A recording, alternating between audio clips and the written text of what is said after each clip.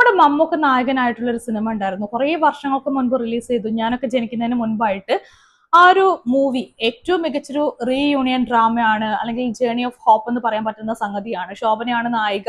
യാത്ര എന്നാണ് സിനിമയുടെ പേര്. ആക്ച്വലി ആ ഒരു സിനിമയ്ക്ക് ശേഷം ഇന്നേ വരേക്കും മലയാളത്തിൽ അത്രയും പെർഫെക്റ്റ് ആയിട്ടുള്ള ഒരു റീയൂണിയൻ ഡ്രാമ ഞാൻ ഇതുവരേക്കും കണ്ടിട്ടില്ല. ഇന്ന് ബാലൻ ദി ബോയ് കണ്ടപ്പോൾ ഞാൻ ആക്ച്വലി ഓർത്തത് പോലും ആ യാത്ര സിനിമയാണ്. കാരണം യാത്ര സിനിമയ്ക്ക് ശേഷം ഞാൻ കാണുന്ന ഏറ്റവും പെർഫെക്റ്റ് ആയിട്ടുള്ള അതിനോളം തന്നെ വരുന്ന മറ്റൊരു റീയൂണിയൻ ഡ്രാമയാണ് ബാലൻ ദി ബോയ് എന്ന് പറയുന്നത്. ചിദംബരം ഒരു സിനിമയുമായിട്ട് വരുന്നു എന്ന് പറയുന്നു. ഇപ്പൊ ജാനേമൻ കണ്ടവർക്കും മഞ്ഞുമൽ ബോയ്സ് കണ്ടവർക്കും ഒക്കെ ചിദംബരത്തിന്റെ ഒരു രീതി എന്താണെന്ന് അറിയാം. ഇമോഷൻസിനെ ഭയങ്കരമായിട്ട് എടുത്തു കാണിക്കും, അതിജീവനം എന്ന് പറയുന്ന സംഗതി ഉണ്ടായിരിക്കും. അപ്പൊ അതുപോലെ തന്നെ അതേ പാറ്റേൺ തന്നെയാണ് ഇതിനകത്തും വരുന്നത്. പക്ഷേ എൻറ്റയർലി ഡിഫറെന്റ് ആയിട്ടുള്ള ഒരു പശ്ചാത്തലം, കഥാപാത്രങ്ങളൊക്കെ ആയിട്ട് പോകുന്നുവെങ്കിലും അതിജീവനം, വൈകാരികത എല്ലാം വരുന്നുണ്ട്. എല്ലാം മനോഹരമായിട്ട് ചെയ്തിട്ടുണ്ട്. അതോടൊപ്പം തന്നെ ഏറ്റവും മനോഹരമായിട്ട് ആ ജേർണി ഓഫ് ഹോപ്പ് എന്ന് പറയുന്ന സംഗതിയെ ഏറ്റവും മനോഹരമായിട്ട് എടുത്ത് കാണിച്ചിട്ടുണ്ട്. ഈ സിനിമ ഉണ്ടല്ലോ, ഏത് ദേശത്ത് കൊണ്ടുവച്ചാലും, ഏത് രാജ്യത്ത് എവിടെ കൊണ്ടുവച്ചാലും അവിടെയൊക്കെ ഒരുപാട് പേർക്ക് റിലേറ്റ് ചെയ്യാൻ പറ്റും. കാരണം അമ്മ മകൻ ബന്ധം എന്നൊക്കെ പറയുന്ന സംഗതി, അല്ലെങ്കിൽ അമ്മയും മക്കളും തമ്മിലുള്ള ബന്ധം എന്നൊക്കെ പറയുന്നത് അത് കാലത്തിനും ദേശത്തിനും ഒക്കെ അപ്പുറം കിടക്കുന്ന സംഗതിയാണ്. അതിനൊക്കെ ആഗോള തലത്തിൽ തന്നെ ഭയങ്കരമായിട്ടുള്ള സ്വീകാര്യത കിട്ടും. So Balan the boy cinema ആർക്കും കണക്ട് ചെയ്യാം, എവിടെയുള്ളവർക്കും കണക്ട് ചെയ്യാൻ പറ്റും. അതുകൊണ്ട് തന്നെ ഇന്റർനാഷണൽ തലത്തിലൊക്കെ കൊണ്ടുപോയി വെച്ച് കഴിഞ്ഞാൽ ഈ സിനിമ കാണാൻ ഓഡിയൻസ് ഉണ്ടായിരിക്കും, സ്വീകരിക്കാനും ഓഡിയൻസ് ഉണ്ടായിരിക്കും. അപ്പം ചിദംബരം എന്താണ് സിനിമയിലൂടെ പറയാൻ ട്രൈ ചെയ്യുന്നതെന്ന് വെച്ചാൽ ഒരു അമ്മയുടെയും മകന്റെയും അതിജീവനം തന്നെയാണ്. 5 വർഷത്തോളം ജയിലിലൊക്കെ കിടന്ന് 5 വർഷത്തിന് ശേഷം 5 വയസ്സുള്ള ഒരു കുട്ടി പുറത്തേക്ക് ഇറങ്ങുകയാണ്. ആ കുട്ടി അമ്മയുടെ കൂടെ പുറത്തേക്ക് ഇറങ്ങുന്നു. അവർക്ക് ഓരോ നാടുകളിലേക്ക് പലായനം ചെയ്യേണ്ടി വരികയാണ്. ഒരു നാട്ടിൽ സ്ഥിരമായിട്ട് നിൽക്കാൻ പറ്റുന്നില്ല. ഒരു നാട്ടിൽ നിന്ന് വേറൊരു നാട്ടിലേക്ക് പോകുന്നു. ഓരോ നാട്ടിലും അവർക്ക് വ്യത്യസ്ത പേരാണ്, അവരുടെ അഡ്രസ്സ് വ്യത്യസ്തമാണ്. അങ്ങനെ ഓരോരോ നാടുകളിലേക്ക് അവർ അതിജീവനത്തിനായിട്ട് പോകുന്ന ഒരു ഘട്ടത്തിൽ വെച്ച് ഈ അമ്മയ്ക്കും കുട്ടിക്കും രണ്ടായിട്ട് വേർപിരിയേണ്ടി വരുന്നു. പിന്നീട് അവിടെ നിന്ന് അങ്ങോട്ട് ആ ഒരു റീയൂണിയൻ സംഭവിക്കുന്നവരേക്കുള്ള കഥകൾ, കാര്യങ്ങളാണ് സിനിമ കാണിക്കുന്നത്. ആക്ച്വലി ഈ സിനിമ കണ്ട സമയത്ത് അതിശയിപ്പിച്ചൊരു കാര്യമാണ് ഇതിനകത്തുള്ള 3 കഥാപാത്രങ്ങൾ.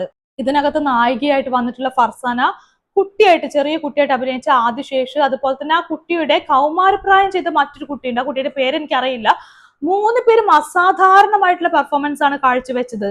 അസാധാരണം എന്ന് വെച്ചാൽ പുതുമുഖങ്ങളാണ് 3 പേരും. പക്ഷെ ഉണ്ടല്ലോ, ഈ സിനിമയെ മൊത്തത്തിൽ ആ ഒരു 3 പേരും ഷോൾഡറിലാണ് കൊണ്ടുപോണത്. പുതുമുഖങ്ങളായിട്ടുള്ള 3 പേരും കൊണ്ടുപോവാണ്. ഒരിടത്ത് പോലും പാളുന്നില്ല എന്ന് മാത്രമല്ല, പെർഫെക്റ്റ് ആയിട്ടുള്ള കാസ്റ്റിംഗ് ആണ്. ആ ആദിശേഷ് എന്ന് പറയുന്ന കുട്ടിക്കാലം ചെയ്യുന്നു. അവിടെ നിന്ന് അങ്ങോട്ട് കൗമാരത്തിലേക്ക് പോകുമ്പോൾ എനിക്ക് ഭയങ്കരമായിട്ടുള്ള ഒരു അതിശയം തോന്നിയ ഒരു കാര്യമുണ്ട്. ഈ ചെറിയ കുട്ടി ഉണ്ടല്ലോ, ആ കുട്ടി കൗമാരത്തിലേക്ക് മാറുന്ന സമയത്തുണ്ടല്ലോ, ഒരിക്കൽ പോലും നമുക്ക് ഒരിടത്ത് പോലും സംശയം തോന്നില്ല ഇത് ശരിക്കും ഈ ചെറിയ കുട്ടി വളർന്ന് വലുതായതാന്ന് പോലും നമുക്ക് തോന്നിപ്പോകും. കാരണം അത്രയ്ക്ക് പെർഫെക്റ്റ് ആയിട്ടുള്ള ഫേസ് ആണ് 2 പേരുടെയും. ആ ചെറിയ കുട്ടിയുടെ അത്രയും കറക്റ്റ് ആയിട്ടുള്ള ഫേസുള്ള മറ്റൊരു കുട്ടിയെ കൊണ്ടുവരുന്നു. അതുമല്ല, ഗംഭീരമായിട്ട് അഭിനയിക്കാൻ കഴിയുന്ന 2 കുട്ടികളെ കൊണ്ടുവരികയാണ്. അപ്പൊ അത്രയും പെർഫെക്റ്റ് ആയിട്ട് ആ കാസ്റ്റിംഗ് പോയിട്ടുണ്ട്. സോ എനിക്കത് ഭയങ്കര അത്ഭുതമായിട്ടുള്ള കാര്യമായിരുന്നു. ഫർസാനയുടെ അമ്മ ക്യാരക്ടർ ആണെങ്കിൽ ഒന്നും പറയാനില്ല, ഗംഭീരമായിട്ട് ചെയ്തു. പക്ഷേ ഈ സിനിമയിൽ എനിക്കൊരു വലിയ പ്രശ്നമായിട്ട് ഫീൽ ചെയ്തിട്ടുള്ളത് ടൊവിനോയുടെ ക്യാരക്ടറാണ്. ടൊവിനോയുടെ ഒരു മെയിൻ പ്രശ്നം എന്താണെന്ന് വെച്ചാൽ, ടൊവിനോ ക്യാരക്ടർ ചെയ്യുമ്പോഴും എല്ലാ സിനിമയിലുള്ള പ്രശ്നമാണ്, പുള്ളിക്കാരന്റെ ലുക്കിലൊക്കെ കുറച്ച് മാറ്റങ്ങൾ കൊണ്ടുവരാൻ ട്രൈ ചെയ്യും. പക്ഷേ എത്ര ട്രൈ ചെയ്തിട്ടും കാര്യമില്ല, പുള്ളിക്കാരൻ എങ്ങനെയൊക്കെ കൊണ്ടുവന്നു കഴിഞ്ഞാൽ ടൊവിനോ എപ്പോഴും ടൊവിനോ തന്നെയാണ്. അതാണ് ഏറ്റവും വലിയൊരു പ്രശ്നം. ഏത് കഥാപാത്രം ചെയ്തു കഴിഞ്ഞാൽ അതിനകത്തൊക്കെ ടൊവിനോയെ കാണാൻ പറ്റും. അതേപോലെ ഇതിനകത്തും ആ ലുക്കിലൊക്കെ മാറ്റം കൊണ്ടുവന്നിട്ടുണ്ട്, വലിയ വയറൊക്കെ വെച്ച് കാണിക്കുന്നൊക്കെ ഉണ്ട്. പക്ഷേ ടൊവിനോ തന്നെയാണ്. അതിനകത്ത് ഒരു അബ്ബാസ് എന്ന് പറയുന്ന ഒരു മോഷണമൊക്കെ ചെയ്യുന്ന ക്യാരക്ടറൊക്കെ കാണിക്കുന്നുവെങ്കിലും ആ ഒരു ടൊവിനോയുടെ പ്രകൃതം തന്നെയാണ് അതിനകത്ത് കാണാനുള്ളത്. എനിക്കത് ആ ഒരു കാസ്റ്റിംഗ് മാത്രമാണ് ഇതിനകത്ത് എനിക്കൊരു പ്രശ്നമായിട്ട് തോന്നിയത്. അത് മാത്രമല്ല, ടൊവിനോയുടെ ഭാഗം ഭയങ്കരമായിട്ട് വലിച്ചു നീട്ടി കഥ പറഞ്ഞിട്ടുണ്ട്. അത്രയൊക്കെ പറയേണ്ട കാര്യമില്ലായിരുന്നു. കുറച്ചും കൂടി ഒന്ന് ചെറുതാക്കിയിരുന്നെങ്കിൽ കുറച്ചും കൂടി നന്നാവുമായിരുന്നു എന്ന് എനിക്ക് തോന്നി. അതേപോലെ തന്നെ നമ്മുടെ ലാലിന്റെ മകൻ ജീൻ പോള്, അയ്യോ, അതിനകത്ത് ഗംഭീരമായിട്ട് അഭിനയിച്ചൊരു ക്യാരക്ടർ ആയിരുന്നു ജീൻ പോളിന്റെ ക്യാരക്ടർ. ഭയങ്കര രസകരമായിട്ട് ക്യാരക്ടർ ചെയ്തിട്ടുണ്ട്. ഭയങ്കര ക്രൂവൽ ആയിട്ടുള്ള ക്യാരക്ടറാണ്. മനോഹരമായിട്ട് കഥാപാത്രം ചെയ്തു. അതേപോലെ തന്നെ ഇതിനകത്ത് പ്രായമായിട്ടുള്ള ഒരു അമ്മാമ്മയുടെ ക്യാരക്ടർ ഉണ്ട്, അവരുടെ പേര് എനിക്കറിയില്ല. അത് ഭയങ്കര രസകരമായിട്ട് ആ കഥാപാത്രം അവർ ചെയ്തു. അതേപോലെ തന്നെ അവർക്ക് കൊടുത്തിട്ടുള്ള ഡയലോഗ്സ് ഒക്കെ ഭയങ്കര ഇൻട്രസ്റ്റിംഗ് ആണ്. ജിത്തുമാധവന്റെ ഒരു എടുത്ത് പറയേണ്ട ഒരു ഏരിയയാണ്. തിരക്കഥ ചെയ്ത് ജിത്തുമാധവാണ്. ജിത്തുമാധവ് ഈ ഡയലോഗ്സ് കൊടുത്ത ആ ഒരു ഏരിയ എന്ന് പറയുന്നത് മനോഹരമായിട്ട്, ഭയങ്കര ഫണ്ണി ആയിട്ട്, എന്നാൽ കുറച്ചൊക്കെ ചെറിയ വട്ടക്കള ഒരു അമ്മാമ്മയുടെ ക്യാരക്ടർ ആകുമ്പോൾ അതിനനുസരിച്ചുള്ള ഡയലോഗ്സ് തന്നെയാണ് കൊടുത്തിട്ടുള്ളത്. ആ ഭാഗം, ആ ഏരിയ എനിക്ക് ഇഷ്ടപ്പെട്ടു. അപ്പൊ ടോട്ടലി എടുക്കുന്ന സമയത്തും വളരെ ഇൻട്രസ്റ്റിംഗ് ആയിട്ടാണ് കഥാപാത്രങ്ങളൊക്കെ ചെയ്ത് കൊണ്ടുപോയിട്ടുള്ളത്. പിന്നെ ഇതിനകത്താണെങ്കിൽ ഇന്റർവൽ ബ്ലോക്ക് എന്ന് പറയുന്നതാണ്. ആ സിനിമയുടെ ഒരു പ്രധാന ഏരിയ എന്ന് പറയുന്ന ഇന്റർവൽ ബ്ലോക്കാണ്. നമ്മൾ ആ ഇന്റർവൽ ബ്ലോക്ക് ഒക്കെ കഴിഞ്ഞ് വീണ്ടും രണ്ടാം ഭാഗം കണ്ടു തുടങ്ങുന്ന സമയത്ത് അവിടുന്ന് അങ്ങോട്ട് നമ്മൾ അത്രയും നേരം കണ്ട് ആ ഒരു സംഭവമേ അല്ല കാണുന്നത്. പിന്നെ ഭയങ്കരമായിട്ടൊരു നിഗൂഢത കൊണ്ടുവരുന്നു. ആ വെച്ച ഷോട്ടിനാണെങ്കിൽ പോലും ഓരോ ഷോട്ട് പോലും എടുത്ത് നോക്കുന്ന സമയത്ത് ഭയങ്കരമായിട്ടുള്ളൊരു മാറ്റം അവിടെ നിന്ന് അങ്ങോട്ട് സംഭവിക്കുന്നുണ്ട്. പിന്നെ ഈ പറയുന്ന ടൊവിനോയുടെ ഏരിയ കുറച്ച് ലാഗ് അടിപ്പിച്ചു എന്ന് ഒഴിച്ചു കഴിഞ്ഞാൽ ബാക്കിയെല്ലാം കുഴപ്പമില്ലാണ്ട് പോയിട്ടുണ്ട്. പിന്നെ ടെക്നിക്കൽ സൈഡിലേക്ക് വരികയാണെങ്കിൽ ഇതിനകത്ത് ജിത്തു മാധവന്റെ സ്ക്രിപ്റ്റ് തന്നെയാണ് എടുത്തു പറയേണ്ട ആദ്യത്തെ ഘടകം. മനോഹരമായിട്ട് ആ സ്ക്രിപ്റ്റ് ചെയ്തു.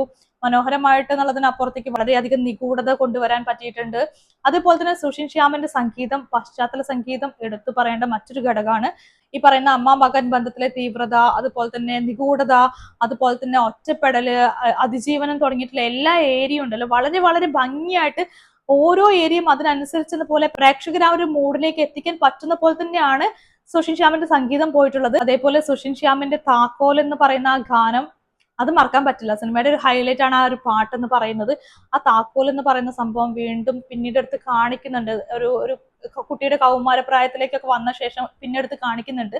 ശരിക്കും ആ ഒരു ഫീലൊക്കെ ആ ഒരു സമയത്ത് കൃത്യമായിട്ട് ഭയങ്കര രസകരമായിട്ട് നമുക്ക് കിട്ടുന്നുണ്ട്. പിന്നെ ഷൈജു ഖാലിദാണ് സിനിമയുടെ DOP ആയിട്ട് വർക്ക് ചെയ്തിരിക്കുന്നത്. വിശാലമായിട്ടുള്ള ലാൻഡ്സ്കേപ്പിലൊക്കെ നിന്നുകൊണ്ട് വളരെ വൃത്തിക്ക് മനോഹരമായിട്ട് വളരെ നിഗൂഢതയൊക്കെ നിറച്ചുകൊണ്ട് ആ ദൃശ്യ മികവ് എടുത്ത് കാണിക്കുന്നുണ്ട്. എനിക്ക് തോന്നുന്നു ചിദംബരത്തിന്റെ ഫിലിമോഗ്രഫിയിലെ തികച്ചും വേറിട്ട ഒരു ശ്രമം തന്നെയാണ് ഈ ഒരു മൂവിന്ന്.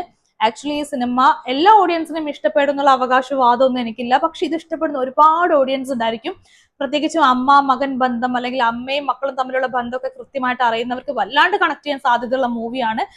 അതുപോലെ തന്നെ ഈ ഒരു സിനിമ ഒരു മികച്ച റീയൂണിയൻ ഡ്രാമ കൂടിയാണ്. ഇപ്പൊ ഒരു മദർ സൺ ഇമോഷണൽ ഡ്രാമ എന്ന് മാറ്റി വെച്ച് കഴിഞ്ഞാലും ഒരു മികച്ച റീയൂണിയൻ ഡ്രാമ കൂടിയാണ്.